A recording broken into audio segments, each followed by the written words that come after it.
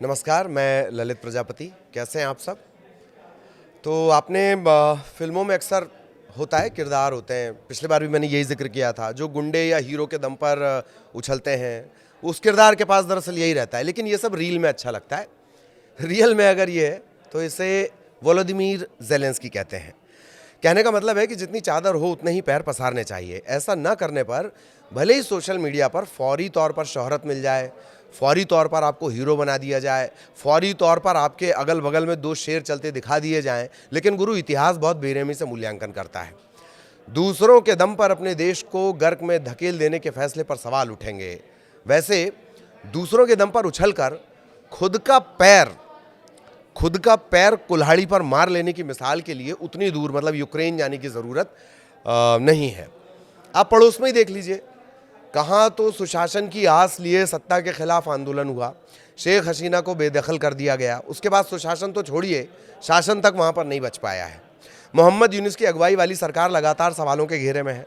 अब सवालों से इतर सो कॉल्ड सरकार पर ही संकट के बादल हैं। ऐसा कहने की बजाय हालिया घटनाक्रम, इसमें 3-4 बातें अहम हैं। एक तो शेख हसीना का ऐलान, सरकार उखाड़ फेंकने के ऐलान जो उन्होंने कहा, बांग्लादेश ने इसे हाथों हाथ लिया। इसके अलावा इस पूरे घटनाक्रम में आईएसआई के इन्वॉल्वमेंट की खबरों का आना, वो इन्वॉल्वमेंट अब बढ़ गया है।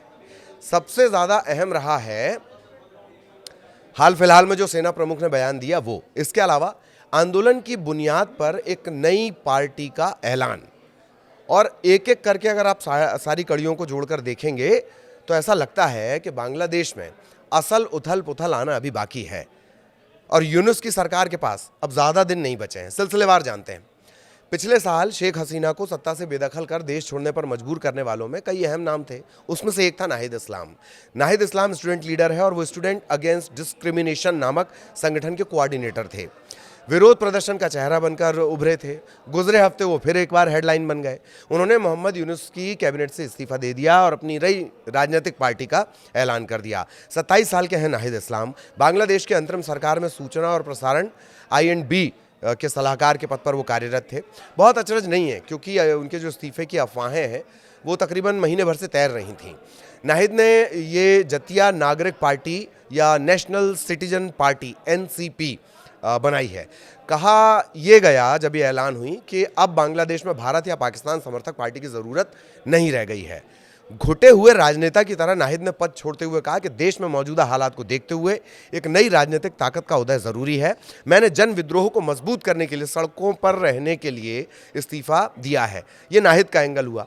अब जानकार ये कह रहे हैं कि बांग्लादेश की जटिल परिस्थितियों में नाहिद की कामयाबी के चांसेस कम हैं, लेकिन वोट बैंक में सेंध लगाकर वो पार्टियों के लिए अस्थिरता पैदा करेंगे और अंधे के हाथ बटेर लग गई तो बिना उनके किसी का भी सत्ता तक पहुंचने का सपना पूरा नहीं हो पाएगा। अपने दम पर नाहिद कुछ कर पाएंगे, इसे लेकर जानकार आश्वस्त नहीं है, क्योंकि विद्रोह करना अलग है, सत्ता तक पहुंचना और उसे चलाना एकदम अलग।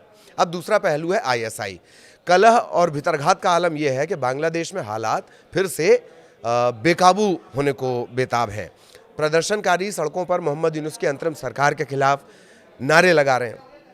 कहा यह जा रहा है इस बीच कि बांग्लादेश में ISI की एंट्री हो चुकी। खबरों की माने तो अंतरिम सरकार ने ISI के द्वारा डाला गया दाना चुग लिया और अब फंसती नजर आ रही है। सवाल यह कि क्या पाकिस्तान बांग्लादेश के कंधे पर बंदूक रखकर चलाने की तैयारी में है?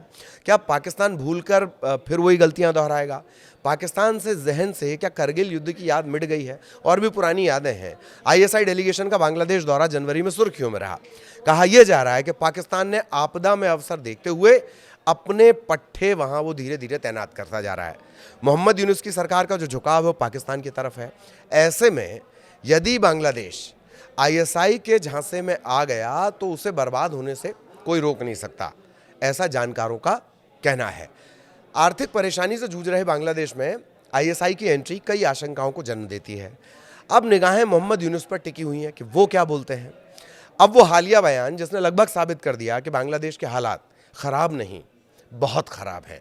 बांग्लादेश के सेनाध्यक्ष जनरल वकार उज जमा का जो हालिया भाषण था वो देश की राजनीति में बहस का मुद्दा बन गया। राजनीतिक दलों की तरफ से एक दूसरे पर कीचड़ उछालने, पिलखाना हत्याकांड और खुफिया विभाग समेत कई संस्थानों के बारे में बातें उन्होंने की। सेनाध्यक्ष ने देश की स्वाधीनता और संप्रभुता के सवाल पर लोगों को आगाह किया। जनरल जमा की बॉडी लैंग्वेज और भाषा काफी सख्त नजर आई। इसने राजनेताओं को परेशान कर दिया। इसकी वजह है कि देश की अंतरिम सरकार को बीते 6 महीने के कार्यकाल के दौरान अलग अलग विभिन्न कार्यक्रमों में उनके जो भाषण दिए गए और हाल का जो उनका भाषण था, इसमें साफ फर्क नजर आता है। जनरल वकार ने बीते साल जुलाई में आंदोलन के कारण शेख हसीना सरकार का तख्ता पलट और फिर 5 अगस्त को राजनीतिक दलों के साथ बैठक के बाद भी भाषण दिया था। इसमें शेख हसीना के सत्ता और देश छोड़ने के साथ तत्कालीन परिस्थितियों का जिक्र था, लेकिन भाषा और अंदाज इस तरह सख्त नहीं थे। जानकारों का यह मानना है कि सेना प्रमुख के हालिया भाषण की कड़ी भाषा की सबसे बड़ी वजह यह है कि अंतरिम सरकार और राजनीतिक दलों की नाकामी। लोगों का भी कहना है कि अंतरिम सरकार कई मोर्चे पर नाकाम रही है। खास तौर पर कानून व्यवस्था लगातार बदतर हो रही है। राजनीतिक दलों के मतभेद सतह पर आ गए हैं। अंतरिम सरकार के 6 महीने के कार्यकाल पर लोगों में भरोसे का अभाव है, संदेह है। सेना प्रमुख ने ढाका के रावा क्लब में कठोर भाषा में पार्टियों के बीच मतभेद पर बार बार इस तरह की चेतावनी दी। इतना ही नहीं है, वो यहाँ तक कह रहे हैं कि अगर वो पार्टियां एक दूसरे पर कीचड़ उछालने और लड़ने से बाज नहीं आते हैं तो देश की स्वतंत्रता और संप्रभुता खतरे में पड़ जाएगी। बयान ऐसे समय आया है जब बीते कुछ दिनों से बीएनपी और जमात इस्लामी के बीच बयानबाजी तेज हो रही है। अब एक और अहम पहलू और भी है, वो है शेख हसीना का जो ऐलान था। इससे पहले एक बात और, वकारुज्जमा के इस बयान को ऐसे भी देखा जा रहा है, इस तरह से भी देखा गया, इंटरनेशनल मीडिया ने, भारत की मीडिया ने इसे इस तरह से भी डिकोड किया है कि क्या जो जनरल जमा हैं, क्या वो तख्ता पलट कर सकते हैं या सेना फिर से अपना नियंत्रण स्थापित कर सकती है, सेना सब कुछ अपने नियंत्रण में ले सकती है। अब एक और कड़ी जोड़ेंगे इसमें, शेख हसीना का हमला। शेख हसीना ने कुछ दिनों पहले, आपको याद होगा, ऐलानिया अंदाज में यूनुस सरकार पर हमला किया था। उसका भी हम रीज़न बताएंगे आपको। यहाँ तक कि सरकार को वो उखाड़कर फेंक देंगी, इस तरह के बात तो उन्होंने कही। आरोप ये लगाया कि यूनुस ने कहा था कि उन्हें देश चलाने का अनुभव नहीं, ऐसे में उन्हें इस बड़ी जिम्मेदारी से बचना चाहिए था। किससे? मोहम्मद यूनुस को। आरोप ये भी लगा कि पिछले कई सालों के नेतृत्व वाले हिंसक प्रदर्शन के दौरान दर्जनों पुलिस अधिकारियों की हत्या के बावजूद यूनुस चुप रहे, अराजकता को बढ़ने दिया। सवाल ये नहीं है कि शेख हसीना ने इतनी बड़ी बड़ी बातें लगाई हैं, शेख हसीना ने इतने बड़े बड़े आरोप लगाए। बड़ी बात यह है कि बाहर रहकर वो अपने कार्यकर्ताओं को संबोधित करने का ये प्रोग्राम करीब करीब हिट करवाने में कामयाब रहीं। उन्होंने मारे गए पुलिसकर्मियों की जो विधवाएं हैं उनसे संवाद कर लिया, उनसे बात कर ली। ये वर्चुअली बातचीत हुई थी और ये बता दिया कि उनका जनाधार अभी खत्म नहीं हुआ है। उनके पार्टी के कार्यकर्ता खामोश हैं, लेकिन ये नहीं माना जाए कि उनका जनाधार एकदम खत्म हो गया। तो कुल जमा ये है कि भले ही बांग्लादेश बड़ी बड़ी बातें कर रहा हो, भारत से हिसाब मांगने की हिमाकत भी कर रहा हो, ऐसी बातें कभी कभी वो कर देता है, हकीकत दरअसल ये है कि वहां अंदर खाने मचा बवाल कभी भी ब्लास्ट कर सकता है।